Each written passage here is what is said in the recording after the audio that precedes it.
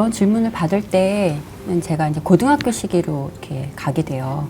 고등학교 1학년 때 우리나라가 86년도 아시안 게임하고 88년도 올림픽을 개최하기 위해서 한참 준비하던 시기였는데 장애인들, 집에 있는 장애인들이 사회에 나와서 적응하지 못하는, 그러니까 적응까지도 아니고 집 밖을 나가지 못하는 상황들을 다큐멘터리로 이렇게 방영을 한 적이 있었어요. 그래서 왜 보도블록 턱이 너무 높고 지하철에 에스컬레이터가 있지 않고 이래서 장애인들이 밖에 나와서 버스도 탈 수가 없고 친구를 만나러 갈 수가 없는 거죠.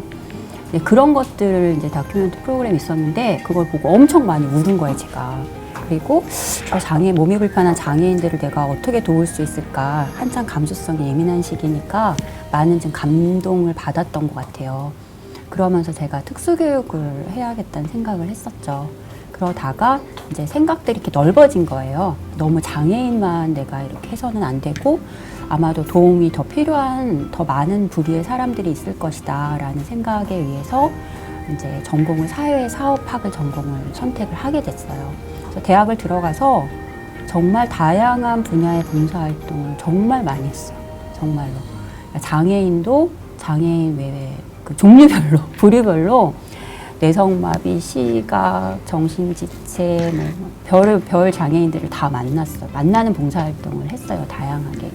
그리고 노인들도 엄청 많이 만나는 활동들, 그리고 심지어는 소년원에 가서 그 죄를 저지르는 친구들을 만나는 일들, 그리고 가출소한 성인들을 만나서 상담하는 봉사활동이라던가, 그래서 엄청난 다양한 종류의 봉사활동을 통해서 나름대로 사회복지에 대한 애착, 그리고 또 실제적인 스킬들을 좀 많이 갖춰갔던 것 같아요. 그러면서 이제 졸업하고 이제 종합사회복지관의 사회복지사로 일을 시작을 한 거죠. 근데 지금도 그 선택한 거가 이렇게 나쁘지는 않았던 것 같아요. 지금도 생각해보면 잘 내가 사회사업, 사회복지를 선택했구나라는 생각은 후회는 없는 것 같습니다. 그 사회복지사로서 일을 하다 보면 정말로 다양한 종류의 사람들을 만나거든요. 그러다 보면은 어떻게 저럴 수가 있을까 하는 상황들이 많은 거죠. 그러니까 뭐 예를 들면 A라는 클라이언트를 만났는데 가정폭력에 시달리고 알코올에 시달리고 직업도 없고 돈도 없고 살고 있던 집에서는 이제 조만간 쫓겨나야 되고 별별 상황들이 다 있어요. 그런 것들 직면하면 나는 과연 어떻게 살아야 되지? 그리고 사회복지사가 어떻게 도와야 되지? 라는 그런 갈등이 되게 많은 거죠. 어쩜 이럴 수가 있지? 어떻게 이렇게 살 수가 있지? 하는 거.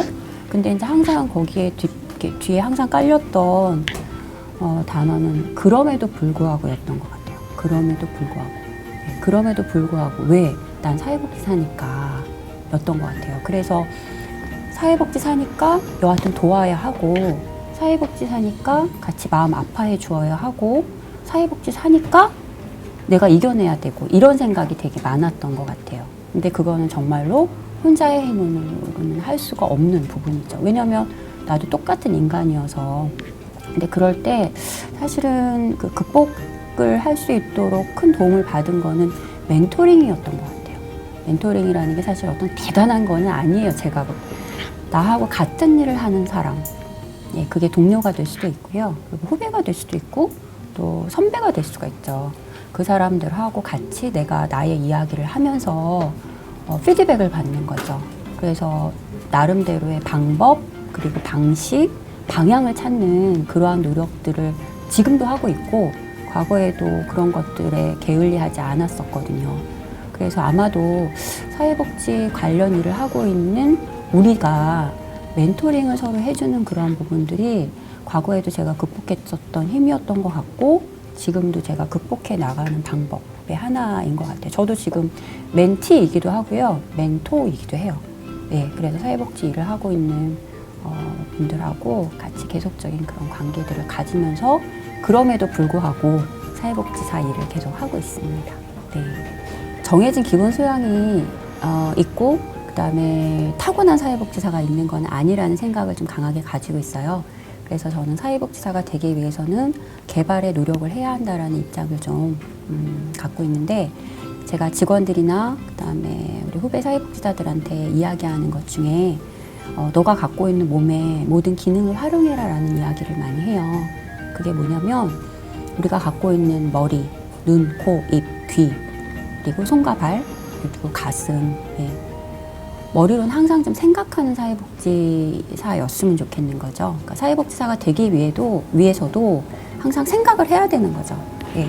이 도움이 필요한 것인가? 어떻게 도와야 하는 것인가에 대한 고민을 항상 머리로는 해주어야 하고 눈으로는 항상 관찰을 해야 돼요. 저희가 이게 문제 상황이 되는 건지, 그 다음에 사회복지사가 어떠한 입장에서 바라보아야 하는지 눈을 가지고 최대한 바라봐 주어야 해요. 예. 그리고 왜 코로는 저희가 가정방문 같은 거 가잖아요. 그러면 냄새도 맡아야 돼요. 이 문제 상황이 어디에서부터 발생된 건가. 냄새도 맡아야 되는데 이 기능을 제대로 활용 안 하는 사회복지사들도 되게 많거든요. 그리고 입, 좋은 말 많이 해야죠. 칭찬, 격려, 지지, 그쵸? 그리고 때로는 강하게 무엇인가를 호소하거나 옹호하는 역할들도 이 입의 기능으로 할 수가 있어요. 그리고 귀는 우리 항상 들어야 되잖아요. 항상 사회복지사는 경청하고 적절하게 반영해 주려면 귀가 갖고 있는 기능도 적절하게 잘 활용할 수 있어야 돼요. 그리고 손과 발이 빨라야 되는데 느린 사회복지사는 사실 별로 못 본 것 같아요. 정말 빨라요. 모든 게 빨리 움직이고 빨리 결정할 수 있는 그러한 것들이 손과 발에서도 나오거든요. 그리고 가장 중요한 거는 가슴이죠. 가슴, 하트가 잘 작동할 수 있는 사회복지사여야 한다. 해서 때로는 손과 발은 되게 빠른데 하트가 잘 안 따라가는 경우가 있어요. 가슴이. 그럴 때는 우리가 가슴을 조금 더 따뜻하게 하자라고 이야기할 수 있어야 되고 모든 거 다 잘해요. 손과 발 빠르고 가슴도 따뜻하고 근데 적절하게 보는 기능을 잘 못해. 눈의 기능을 잘 활용 못하는 경우 그럴 때는 얘기해 주죠. 더 많이 좀 바라보자. 관찰 좀 하자. 지켜봐주자. 조금 기다려봐주자. 이런 것들을 제가 얘기를 하거든요. 때로는 잘 못 듣고 경청 안 하고 그냥 흘려버리고 분명히 클라이언트는 하소연했는데 제대로 못 들은 거죠. 그럴 때는 문제가 커질 수도 있거든요. 그래서 우리 사회복지사는 가지고 있는 모든 몸의 기능을 잘 활용할 수 있어야 하겠다. 그게 어떻게 보면 기본적으로 정해진 소양 어떤 것이더라도 가장 필요하고 실제적인 게 아닌가 하는 생각이 좀 있어요.